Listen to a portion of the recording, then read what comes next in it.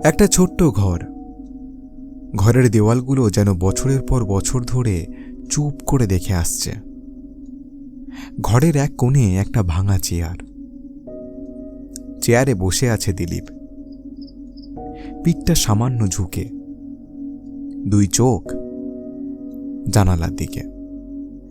তার আঙুলের ফাঁকে একটা সিগারেট।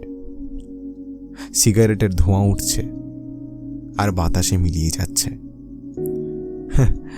ঠিক যেভাবে অনেক কিছু মিলিয়ে যায় নিঃশব্দে। বাইরে ঝড় উঠেছে, জানালার কাঁচে ধুলো আঁচড়ে পড়ছে, গাছের ডালপালা ভেঙে পড়ার উপক্রম। রাস্তার মানুষজন ছুটছে আশ্রয়ের দিকে, কিন্তু দিলীপ সে শুধু দেখছে। সে ঝোড়ো বাতাস শুধু ধুলোবালি ওড়াচ্ছে না, সে বয়ে নিয়ে যাচ্ছে তার ছোটবেলার একটা বিকেলকে, যেদিন সে মাঠের মাঝখানে দাঁড়িয়ে আকাশের দিকে তাকিয়ে ভেবেছিল বড় হলে সে পাহাড় দেখবে, সমুদ্র দেখবে, পৃথিবীটাকে নিজের মতো করে দেখবে। সেই বাতাস বয়ে নিয়ে যাচ্ছে অসম্পূর্ণ থেকে যাওয়া কিছু ইচ্ছে, দায়িত্বের বোঝার নিচে চাপা পড়ে যাওয়া কিছু স্বপ্নকে, যেগুলো কখনো বলা হয়নি, শুধু বুকের ভেতরে জমে থেকেছে বছরের পর বছর। দিলীপের বয়স যখন 16, তার বাবা অসুস্থ হয়ে পড়লেন। একটা রাতে সব বদলে গেল। পরদিন সকালে ঘুম থেকে উঠে সে আর সেই কিশোর রইল না, সে হয়ে গেল পরিবারের কর্তা, বাড়ির একমাত্র ছেলে।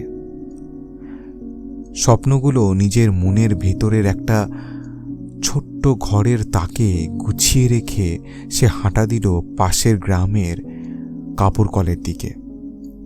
20 বছর পেরিয়ে গেছে। এখন সে কারখানায় একটু ভালো জায়গায় আছে, মাইনে কিছুটা বেড়েছে, নাম আছে, সম্মান আছে, কিন্তু সেই 20টা বছর সে যা হারিয়েছে তার হিসেব কেউ রাখেনি।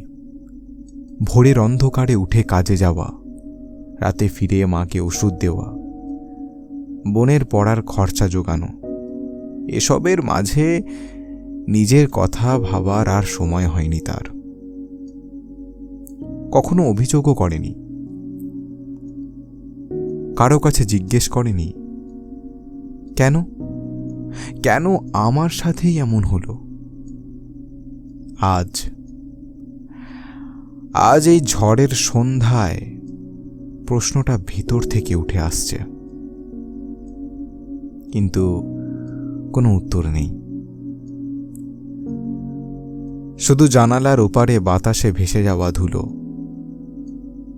আর বুকের ভেতরে চাপা পড়ে থাকা একটা জীবন।